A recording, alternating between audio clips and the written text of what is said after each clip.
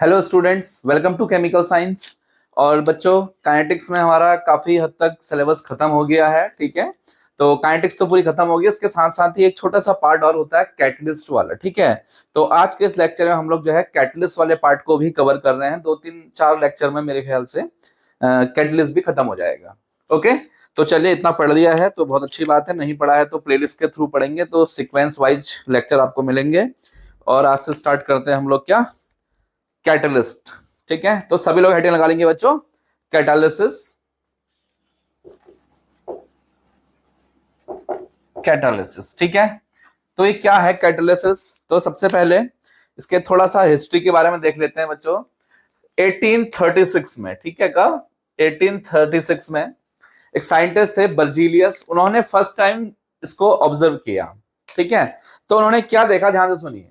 उन्होंने देखा कि कुछ ऐसे सब्सटेंस होते हैं जो किसी रिएक्शन में किसी रिएक्शन के रेट को चेंज कर देते हैं। ठीक है, और उससे ही बड़ी बात, वो खुद पे कोई चेंज नहीं करते हैं। मतलब जैसे आप उसको इनिशियल फेज में डालोगे, फाइनली आपको वैसा ही मिलेगा। सही है, तो कुछ ऐसे सब्सटेंस जो क्या कर रहे हैं, रेट ऑफ रिएक्शन को चेंज कर रहे हैं। अच्छा, बढ़ा भी सकते हैं, घटा भी सकते हैं। जनरली हम जो टर्म यूज करते हैं कैटलिस्ट काय के लिए करते हैं, बढ़ाने के लिए कह देते हैं भाई कैटलिस्ट डाल तो बढ़ जाएगा, बट ऐसा नहीं है। कैटलिस्ट से बढ़ भी सकता है रेट ऑफ रिएक्शन और घट भी सकता है। ठीक है, तो उसके बाद हम उसको फिर सब कैटेगराइज कर लेंगे, पॉजिटिव कैटालिसिस, नेगेटिव कैटालिसिस, है ना। चलिए, तो समझ में आया।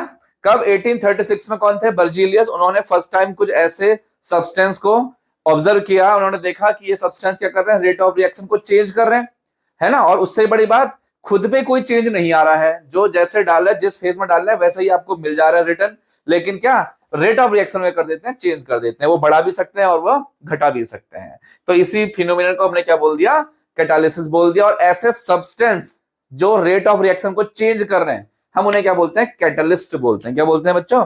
कैटलिस्ट। समझ में आया। चलिए, तो इसके थोड़ा सा हिस्ट्री लिखनी पड़ेगी, सभी को लिखना पड़ेगा इसका थ्योरी। तो लिखना शुरू करें, हेडिंग लगा लेंगे सभी बच्चे, कैटालिसिस। और अब मैं लिख रहा हूं थ्योरी और आप भी इसको लिखना शुरू करें। ठीक है, देखो बच्चों, तो क्या लिखा है हमने यहां पर, इन 1836, ठीक है, Berzelius observed that there are some substances which increase the rate of reaction without changing themselves। ठीक है, क्या समझ में आया? क्या करते हैं, कुछ सब्सटेंस ऐसे होते हैं जो क्या करते हैं, जनरली रेट ऑफ रिएक्शन को इंक्रीज कर देते हैं, increase the rate of reaction without changing themselves, खुद में कोई चेंज किए बिना। ये इंपॉर्टेंट बात थी, इनमें खुद में कोई चेंज नहीं हो रहा है, जैसे हैं वैसे ही है, बट ये क्या कर रहे हैं, रेट ऑफ रिएक्शन को चेंज कर सकते हैं। ठीक है, तो इनको हम लोग क्या बोल देते हैं, कैटालिसिस बोल देते हैं, कैटलिस्ट बोल देते हैं। ठीक है, इस प्रोसेस को कैटालिसिस बोल देते हैं। तो यहां पर तो उन्होंने स्टार्टिंग में जो ऑब्जर्व किया वो लिखा है, क्या लिखा है, which increase the rate of reaction. देखो साइन किसका है, इंक्रीज का, है ना, सिर्फ इंक्रीज। लेकिन बाद में जब डेफिनेशन आई तो पता चला कि ऐसा नहीं है, इंक्रीज भी कर सकते हैं और डिक्रीज भी कर सकते हैं। आप इसको क्या कहेंगे, जनरल टर्म्स में बात करेंगे तो कहेंगे change the rate of reaction, which can change the rate of reaction. Clear है? तो चलिए, अब मैं इसकी डेफिनेशन लिखता हूं बच्चों। ठीक है, कैटलिस्ट इज डिफाइंड एज, यहां लिख देता हूं शुरू से,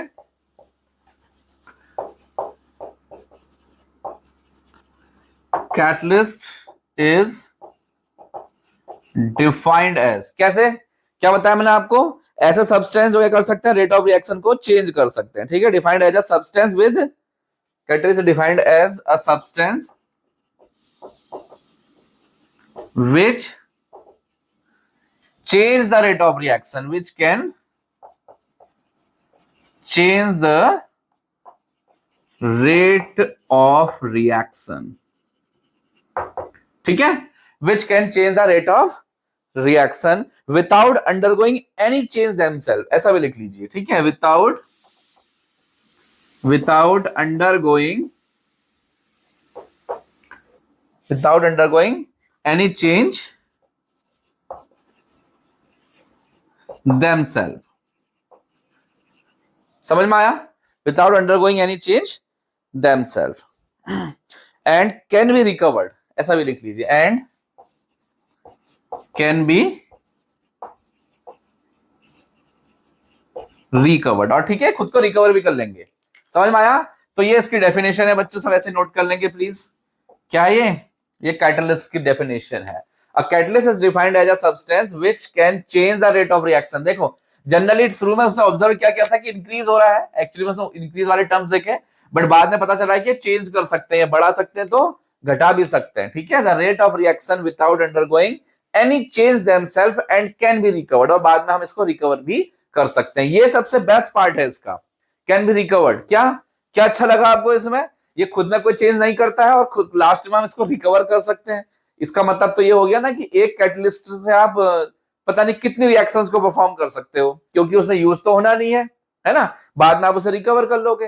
तो एक कैटलिस्ट को यूज कर करके आप बहुत सारी रिएक्शंस को परफॉर्म करा सकते हो। पहले कैटलिस्ट यूज किया, उसके बाद उसको लास्ट वापस निकाल लिया, दूसरी रिएक्शन में यूज कर लिया। यस, समझ में आया? चलो नोट करो इसको, नोट करिए बच्चों,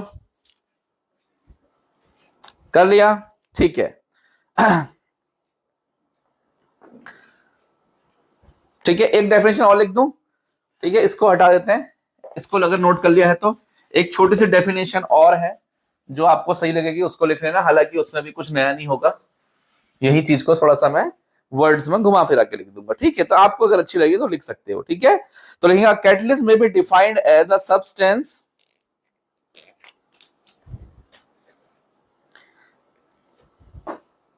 लिखेंगे catalyst may be defined as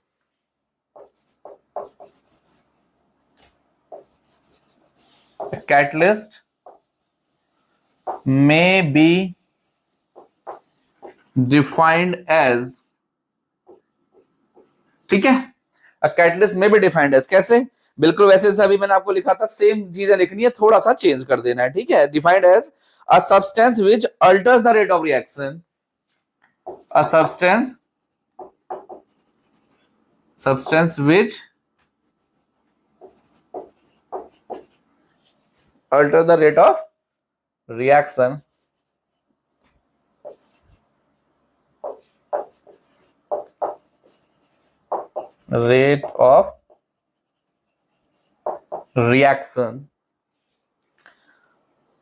ठीक है, remaining itself chemically unchanged, remaining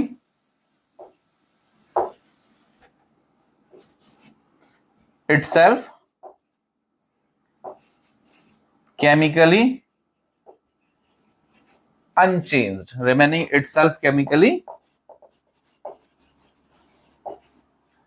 itself chemically unchanged, ठीक हो गया? समझ में आया? At the end of the reaction, इसको भी यूज कर लेंगे, at the end of the reaction, ठीक है। किताब में ये लिखी है तो मैंने आपको ये भी बता दी, ठीक है। तो अब इसको भी लर्न कर सकते हो, क्लियर है? नोट कर लीजिए बच्चों इसको भी। तो यही था हमारा डेफिनेशन किसका? कैटलिस्ट का, ठीक है। तो यहां पर भी थोड़ा सा चेंज कर दिया, बाकी सेम ही बात लिखी है, ठीक है, कोई अलग सा नहीं लिखा है। तो जब हम किसी कैटलिस्ट के हेल्प से, ध्यान से सुने, किसी रिएक्शन में जब किसी कैटलिस्ट को यूज करते हैं, उस कैटलिस्ट की हेल्प से हम उसके रेट ऑफ रिएक्शन को चेंज करवाते हैं ना, तो इस प्रोसेस को हम लोग क्या बोलते हैं? कैटालिसिस। क्या बोल देते हैं बच्चों इसको? कैटालिसिस, ठीक है। अगर यहां तक नोट कर लिया है तो लिखना शुरू करें। द फिनोमिनन, लिखें the phenomenon increasing the rate of reaction,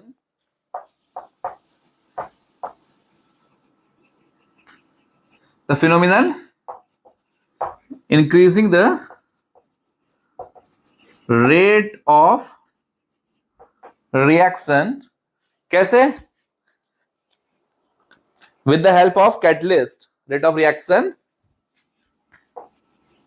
with the help of catalyst is called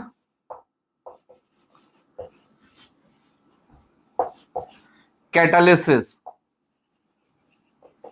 it's called catalysis, ठीक है। The phenomenon increasing the rate of reaction with the help of catalyst is called catalysis। इसी को हम लोग बच्चों क्या बोल देते हैं? कैटालिसिस बोल देते हैं। क्लियर हो गया? बोलो यार। चलो ठीक है भाई, तो इसको हटा देते हैं, ठीक है, और लिखना शुरू करें आगे की ओर। चलिए अब मैं आपको बताता हूं कैटालिस्ट के कुछ टाइप्स, ठीक है। तो बच्चों कैटालिस्ट को हमने जो है दो पार्ट में डिवाइड किया होता है, एक होता है होमोजीनियस कैटालिसिस और एक होता है हेटेरोजीनियस कैटालिसिस, ठीक है। तो जो कैटालिस्ट है ये दो पार्ट में ऐसे डिवाइड है।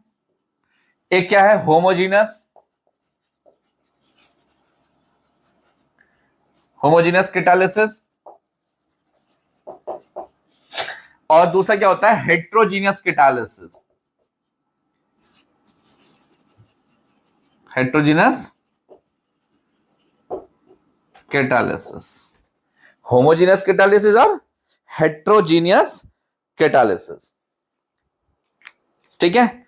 अच्छा, अब क्या हुआ, देखो होमोजेनियस कैटालिसिस क्या होगा, मैं आपको थोड़ा एक्सप्लेन करता हूं, उसके बाद डेफिनेशन लिखवा देंगे, हालांकि इसकी डेफिनेशन कुछ नहीं है, छोटा सा है। होमोजेनियस का मतलब, होमो का मतलब होता है बच्चों सेम फेस, ठीक है, same same same same face कह सकते हो, ठीक है। तो अगर आपका एक रिएक्शन सपोज ए प्लस बी, यहां पर कैटालिस्ट है सी और प्रोडक्ट बन रहा है पी, ठीक है, ध्यान से सुनना। अगर फिजिकल स्टेट किसकी, कैटालिस्ट की और रिएक्टेंट्स की सेम होगी, तो इसे हम क्या बोल देंगे, होमोजेनियस कैटालिसिस। जैसे ये सपोज लिक्विड फेज में है और ये भी लिक्विड फेज में है, और क्या है, हमारा जो कैटालिस्ट है वो भी क्या है, लिक्विड फेज में है। तो इस वाले प्रोसेस को हम इस तरीके को हम क्या बोल देंगे बच्चों, होमोजेनियस कैटालिसिस। समझ में आया, बात नहीं आया? होमोजेनियस का मतलब यहां पर सेम फेज, क्या है इसका मतलब, सेम फेज, एक जैसा फेज होना चाहिए, ठीक है। Catalyst and reactants in same phase, ऐसा लिख लेते हैं। कैटलिस्ट पूरा लिख देता हूं यहां पर मैं, कैटलिस्ट और रिएक्टेंट है ना, ये कैटलिस्ट है रिएक्टेंट है, catalyst and reactant are in क्या, सेम फेज। तो इसे क्या बोल देंगे हम, होमोजेनियस कैटालिस्ट, ठीक है। इन जनरल इसको लिख सकते हो, बाकी एग्जांपल मैं आपको ढेर सारे करवा देता हूं। देखो, एक हमारे पास 2SO2, ये क्या है, गैस, प्लस O2, ये भी क्या है, गैस, और ये मिलके बनाता है बच्चों क्या, SO3, ट्वाइस ऑफ SO3, ये तो गैस है ही है, छोड़ो। इसमें जो कैटलिस्ट पड़ता है ना बच्चों, वो भी क्या है, गैस फेज में ही है, ठीक है, NO पड़ता है इसमें, ये क्या है, गैस फेज में। तो आप क्या दिख रहा है, रिएक्टेंट और कैटलिस्ट की जो फिजिकल स्टेट है वो क्या है, सेम सेम है ना, तो इसलिए हम इसे क्या बोल देंगे, ये कैसा है, ये होमोजेनियस कैटालिसिस है बच्चों। क्लियर हुआ? अरे बोलो यार ना।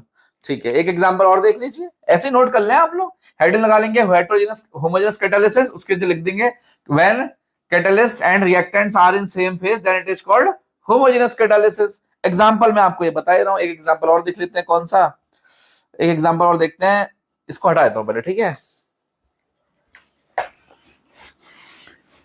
एक एग्जांपल और देखते हैं, कौन सा, हाइड्रोलिसिस ऑफ एस्टर, CH3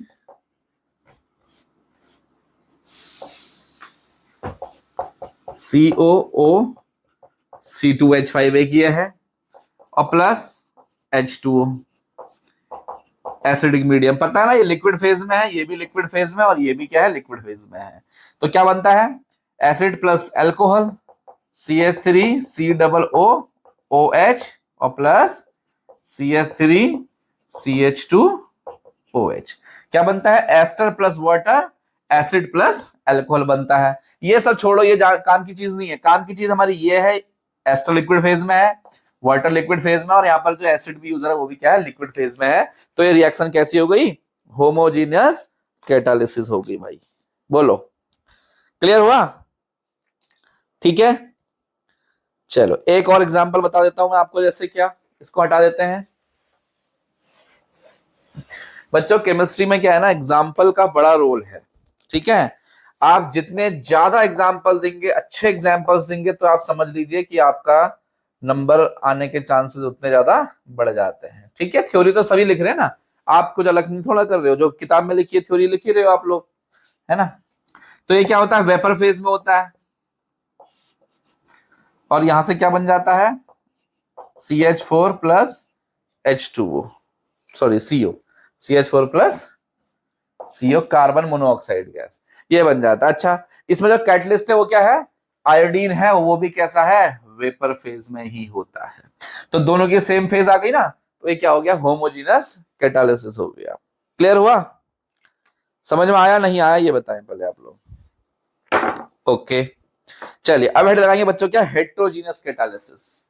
मैं इसको छोड़ना हटा दूं, तो हेट्रोजीनियस कैटालिसिस ये है, क्या लिखा है, व्हेन हेडिंग लगा लेंगे पहले आप लोग हेटेरोजेनस कैटालिसिस, उसके अंदर डेफिनेशन लिखिए। When reactant and catalyst are in same phase, sorry heterogeneous है ना ये, आर इन डिफरेंट फेज, यहां पर क्या आएगा बच्चों, different phase, it is called heterogeneous catalysis.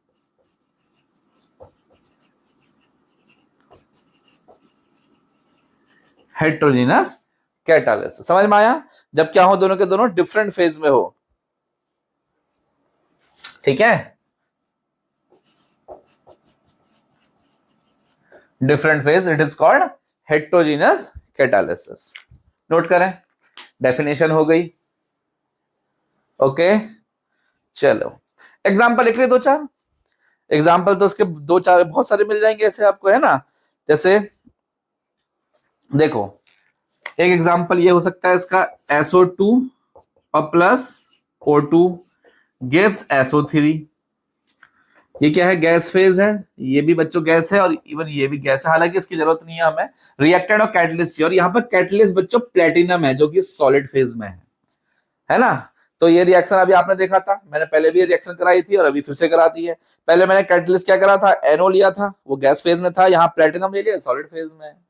तो यहाँ पर भी ये रिएक्शन क्या है, ये क्या है, हेटेरोजेनस कैटलिस्ट का एग्जांपल हो गया है। क्यों, क्योंकि प्लेटिनम की स्टेट क्या है, सॉलिड, और जो रिएक्टेंट है SO2 और O2 क्या है, गैस। क्लियर है। एक और एग्जांपल देख लीजिए, क्या, अमोनिया का फॉर्मेशन देख लीजिए। अमोनिया क्या होता है बताए, N2 gas phase plus 3H2 gas phase, ठीक है, और क्या बन जाएगा, N2 plus 3H2 gives twice of NH3, ये होता है लिक्विड फेज, छोड़ो इसकी जरूरत नहीं, गैस फेज में बनता है वैसे एक्चुअली, ठीक है। और इसका जो एग्जाम वो है कैटेगरी, वो क्या है बच्चों, Fe, ये क्या होता है, सॉलिड फेज, ये तो आपने पढ़ा होगा, है ना, ये तो आपने बहुत बार पढ़ा होगा बच्चों, यस।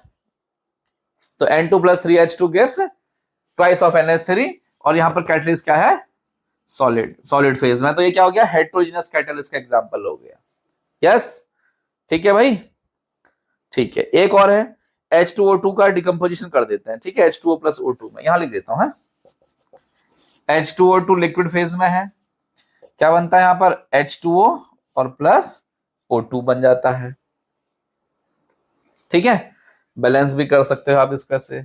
और यहाँ पर जो कैटलिस्ट है वो होता है प्लेटिनम, जो कि होता है सॉलिड फेज में, प्लेटिनम तो मेटल है ना यार, क्या होगा, सॉलिड, तो ये लिक्विड और ये सॉलिड, इस चक्कर में यहाँ पर भी ये भी क्या एग्जांपल है, कैटलिस्ट, कौन सा, हेटेरोजेनियस कैटलिस्ट का एग्जांपल है बच्चों, ये भी क्लियर हो गया, बोलो समझ में आया। इसको बैलेंस करना है तो यहाँ 2 लगा दीजिएगा, ठीक है, जरूरत तो है, चलो कभी समझ में आई कहानी, नहीं आई बताइए, ठीक है। तो ये क्या था, हमारा हेटेरोजेनस कैटलिस्ट था बच्चों, क्लियर है।